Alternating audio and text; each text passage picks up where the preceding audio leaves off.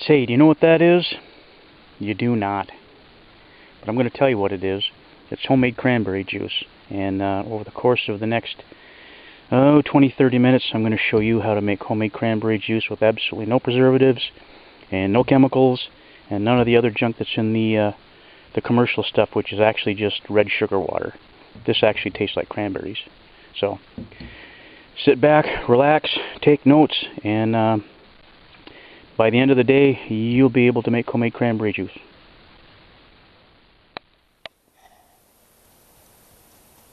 Well, it's a nice sunny morning out, and we've had a couple of really hard frosts this week, and the cranberries are more than ready. The leaves are all off and they're easy access, so I decided that today and possibly part of tomorrow I'll spend canning up some cranberry juice and cranberry syrup. So we'll get started on that here very shortly.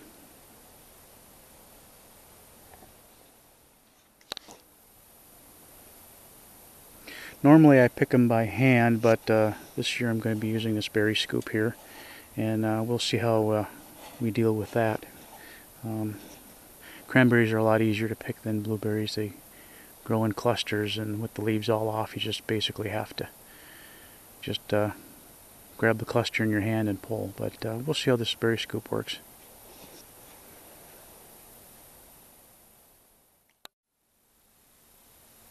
Well, here's a 3-pound coffee can of cranberries that I picked here. It took me about 10-15 minutes, I suppose, using the berry scoop. So I'm going to go out and get 2 more of these, and that should give me a sufficient number of berries to do the canning I plan on doing.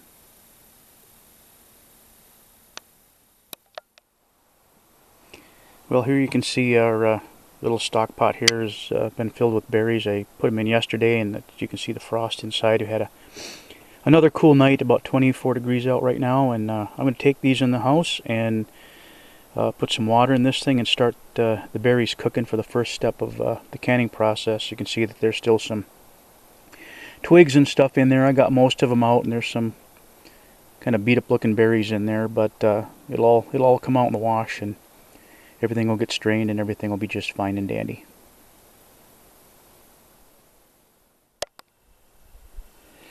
Well, due to a slightly faulty regulator, I didn't want to run the cash cooker inside, just with a wood stove. It's just didn't make me feel really comfortable doing that. So I put the cash cooker outside. And while they don't really recommend canning outdoors, you can do it. I put the extra water in the stock pot here, and you can see that some of the excess stuff is floated to the top, and I'll strain that out as I go. I'm going to let this cook outside. I'll come back in a little bit and start mashing this with a potato masher and just get it cooked down into a thick liquid.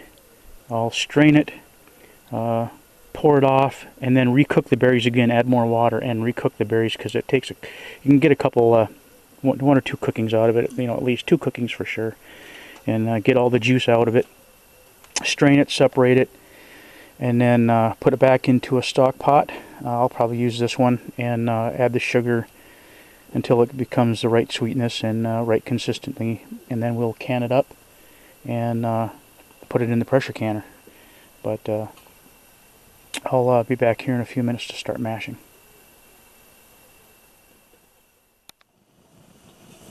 Well, as you can see, she's boiling pretty good now, so I'm going to turn the heat down and start mashing. And it'll take whoops, like I said, I don't have a tripod up here, I'm sorry.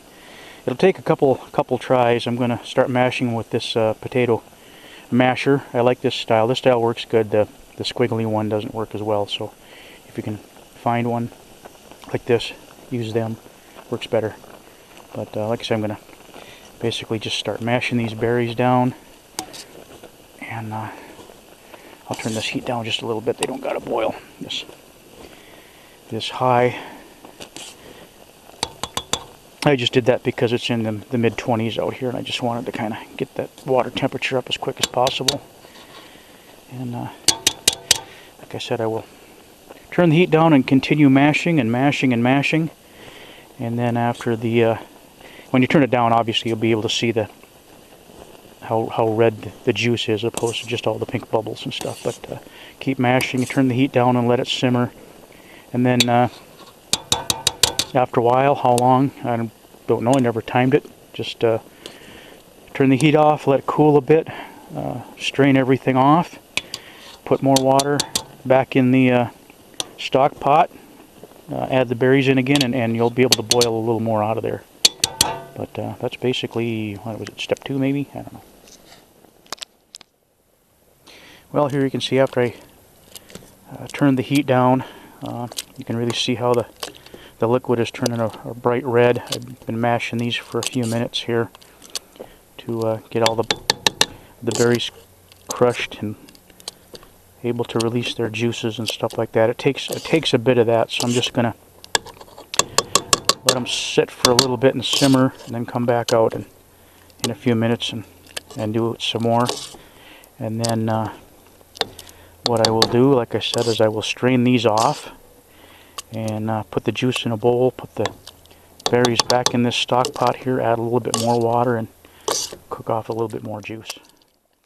Well, here we are at the first straining operation, I guess you'd say. I'm going to be depositing the first mixture into this colander, into a little bowl underneath it, and then transferring it out into that stainless steel mixing bowl there.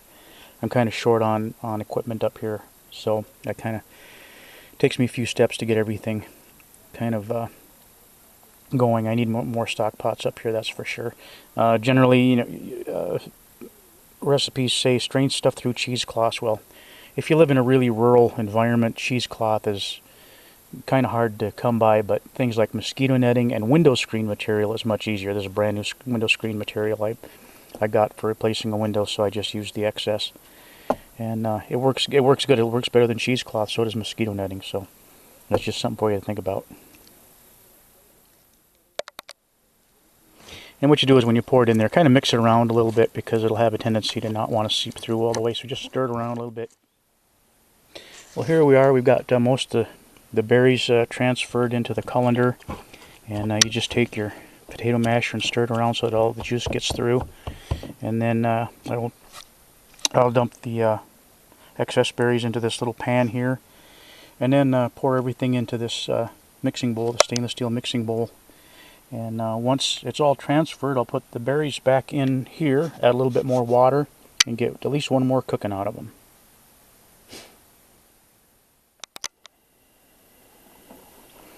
Okay, we've put our cooked berries back in the stock pot, added some water, and we're going to cook as much more of that pulp out of there and get as much juice as possible. And that'll be the end of that operation. Then it'll be just a couple straining sessions, and then we'll get to the actual canning part.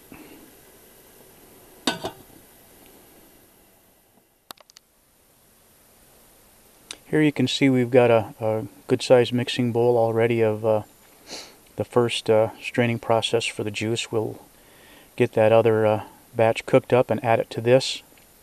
Strain it a few times, and then we put it back into the clean stock pot. I'll wipe all the seeds and stuff out of it. And then we'll start cooking it down into the actual syrup.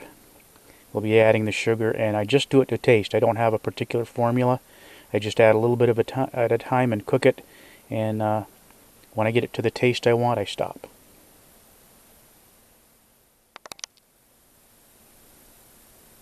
Now here we are. This is the second cooking of the berries. As you can see, there's some pretty respectable juice coming out of there yet. Not as strong as the first batch, obviously, but still worth your time to do. It only takes a few minutes. You know, most of the berries are pretty much all stomped, and you're not going to stomp on them much more with the potato masher. So just pour them in there and get that last little bit out.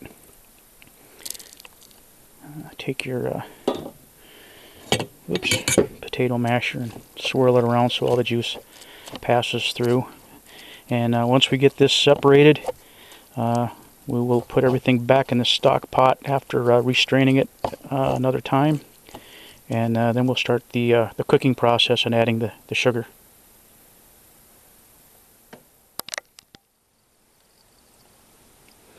And here we are in the process of restraining back into this stock pot.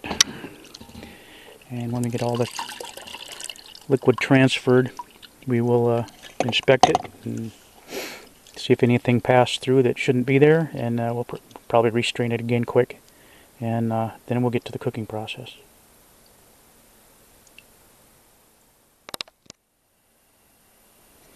Well, here we are. We finally reached the stage where we're going to start heating up the juice and start adding sugar. And like I said, I just do it to taste. I have no particular recipe because the batch size is always different, and rather than measure everything out into jars and calculating how many pints I'm going to have, I just do it to taste, and it's always been good enough for me. So, and then I know it always has a lot less sugar in it than the store-bought stuff does, which is just some of the most god-awful stuff on the planet. But once this starts heating up, I'll start putting in sugar at about 1/4 of a cup at a time and stirring it in and just letting it cook, and we'll see what we've got at the end. I've added 2.5 cups of organic unprocessed sugar into this mix, and it tastes pretty good. I'm going to let this cook for a while and reduce, basically let the sugar thicken it. And if it needs more, I'll add a little bit more without going too crazy. It should make a pretty good syrup here in the end, but I'm going to cover it back up, turn the heat up a little bit, and let it bubble and let the sugar do its job. So next time you hear me talking, it should be during the canning process. Well, here I've added 3 cups of sugar to the mix, and I'm letting it boil up, and it's thickening, but it's not thickening as much as I thought it would, as fast as I thought it would. So I'm going to boil it here for just a little bit and then shut the flame off and let it cool, and it should continue to thicken. I could add more sugar to it, but I like the taste of it as it is, and I really don't want to ruin it just to make it thick. But I do need it thicker than this to get it to reconstitute like I want. So what I may do after it cools off is add some cornstarch to the mix. I'd rather do that. I mean, it's a legitimate way of thickening it, and I'd rather do that than the sugar, just because I just don't like all that much sugar. Right now it tastes like cranberries as opposed to sweet red juice, and that's what I like. So we're going to let it boil up a little bit and shut her down and give it time to cool, and then we'll just take it from there.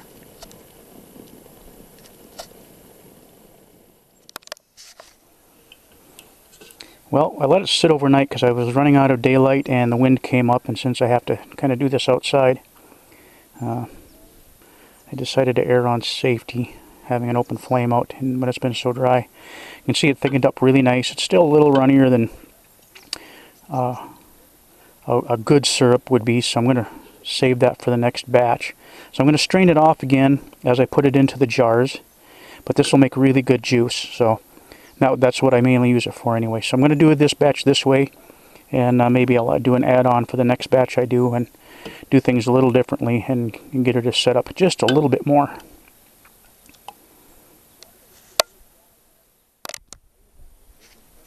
Well, the jars have been filled and the lids and rings put on. Tighten the rings up to their hand tight. I'm sorry, like I said, I don't have a tripod up here, but it's just until they're snug. Don't wrench down on them or anything. Just finger tight. Just turn them until they stop. The lid has to be able to flex during the canning process, and the heat pushes out the excess air, and then that's what causes the seal. So you do that. These have been sitting for a while. I'm just going to throw them in the canner and let them cook, and then we'll take them out and see what happens.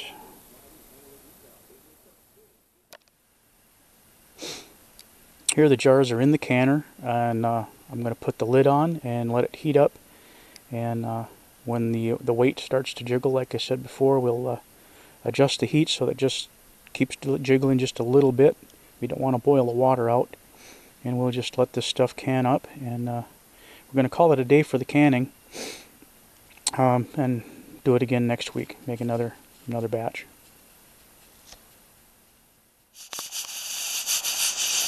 Well, our pressure canner has reached temperature, so I'm going to start adjusting the heat. The cash cooker, it's kind of difficult, it's tricky. It doesn't really have really precise measurements on it, so you just kind of play with it a little bit. You got to keep that little weight at the very top bouncing around and jiggling, but you don't want to be losing that much steam. I always put extra water in because it cooks it off, but then you don't want to boil it dry, obviously. But now comes the tricky part, and that's something that I'm just going to have to play with for a little bit.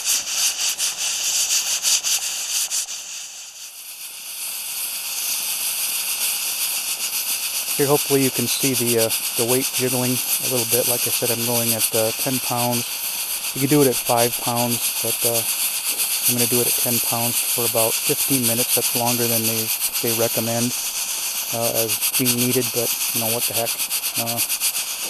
I know it'll work, so we'll just do it that way, and 15 minutes isn't all that long. But you can see the steam escaping through the vent. It's a little more noticeable because, you know, the water's boiling and it's about, you know, 25 degrees outside, so it's the steam is much more noticeable than if you were in the kitchen. So, but just keep that little weight jiggling around just a little bit with a machine like this, or a canner like this, I should say. You have to play with the heat just a little bit on these cash cookers, because the valve just is kind of, you got to go by feel. There's no resettable point on it. It's just a valve, and so you just kind of have to play with it a little bit and keep it jiggling and not jiggling too much.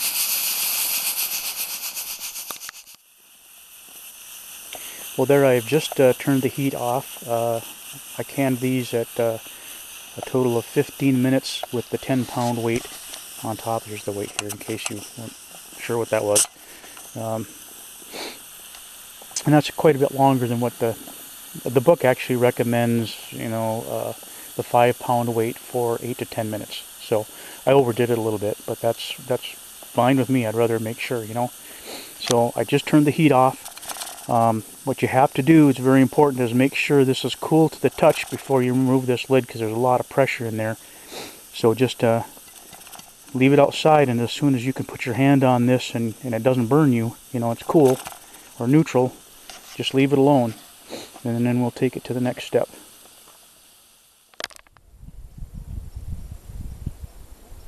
Okay, our canner's cooled down, and we were able to take the lid off. The pressure had released, and I transferred the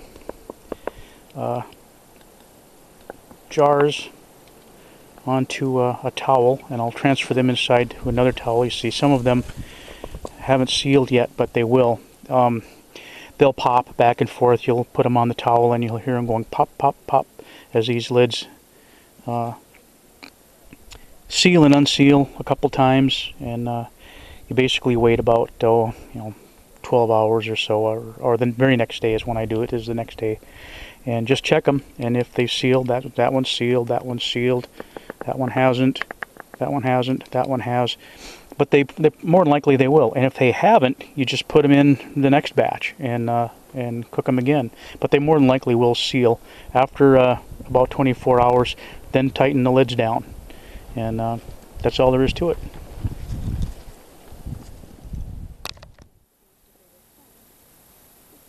In removing them from the canner, it really helps to have one of these tongs to pick the jars up with. You can use insulated rubber gloves, but these are a lot easier. That water's still pretty hot and the jars are still pretty hot. Set them down on a clean cloth. You don't want the jars to break, and that'll keep them from breaking from the temperature changes. You can tap the tops. That's not all of them will be sealed right away. It's very common to hear them popping throughout the course of the day. Once or twice you'll hear a ping, and it'll be sealing and unsealing. It doesn't always happen, but don't let it bother you. After 12 hours, then you really want to do your tapping. If they're sealed, they won't flex. They'll the lids will be in the down position as opposed to flexed up.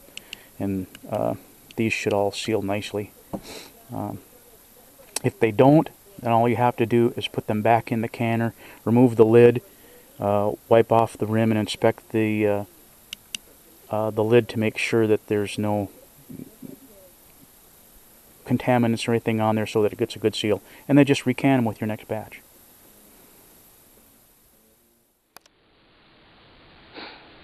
Well, as I was going through and pasting together all those clips the other day for this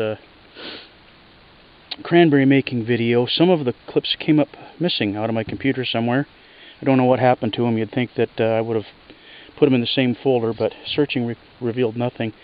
So there are a couple clips missing kind of in the middle of the video that explain the filling of the jars, which you just follow your, sorry, should be looking through the viewfinder. Just follow your canning directions and fill your jars up to about 1 inch or so from the top of the jar itself. Leave yourself some airspace in there, so 1 inch or so is good. When you place your lid on, and you don't have to sterilize or heat up your lids like you used to in the old days. Whatever material they used to for the seal doesn't have to be heated up anymore. You can, it doesn't hurt anything, but you don't necessarily have to. I actually still do. I'm kind of old-fashioned that way, but technically you don't have to. After you put your ring on, of course, you want to make sure that the rim of your jar is really clean. Of course it will be, because I do wash these just before I put them in the canner. Thread your ring on, and just tighten it finger tight. That's all you got to do, just till it stops, and that's good enough. Don't over tighten it or anything like that. That's as good as it goes. And then after your cans seal, I leave them on, and I tighten them down even further. You can, however, you don't have to. If you're just going to be storing them on a shelf or something, you can take them off. When I was a kid growing up, we never had these. We only had so many rings available, and we just left the seal on, and they were good to go. So I hope that helps out. As far as how much water to put in your canner, I use Almiro canners with the weights on them rather than the gauges. And obviously, I know this is not a guy thing to say, but follow the instructions. I know I'm going to hear a lot of crap about a guy following instructions, but just do it and you'll be fine. It's just like reloading. I have found that because of the cash cooker that I use to do my canning, since the temperature isn't really accurate as far as repeatable accuracy, I add about 50% more water, just because I know that I'm probably not fine-tuning my heat quite enough. It's really kind of hard, actually. So I put in a little bit more water, like I said, about 50% more water or so than they recommend. More important when you're canning meat, where you're canning it for like an hour and a half as opposed to 15 minutes, because I have nearly boiled out my canners a couple times. Even though my seals are good in the canners, my canners are all up to snuff. So you're just gonna, as you start doing it, you'll just pick up your own ways of doing stuff, and you'll know what to do. Just pay attention to the process. But anyway, that's it. Here is a jar of homemade cranberry juice. You'll notice that you can't see through it. There's still, I guess you would call it, pulp in there, and it's not nearly as red as the store-bought stuff, because there's no dyes in it. It's just as it naturally comes off the bush, and honestly it's excellent. This didn't thicken up as much as I wanted it to, but you would dilute this particular batch. You would dilute with about 1.5 more cans of juice. Normally it's 2 or a little bit more, but 1.5 cans of jars of water mixed in with this will make a very respectable juice. It's too thick to drink it this way unless you're really hardcore, but it's not quite thick enough to be a syrup either. But that's how you do it, and it's packed full of vitamin C, and it'll get you through the winter.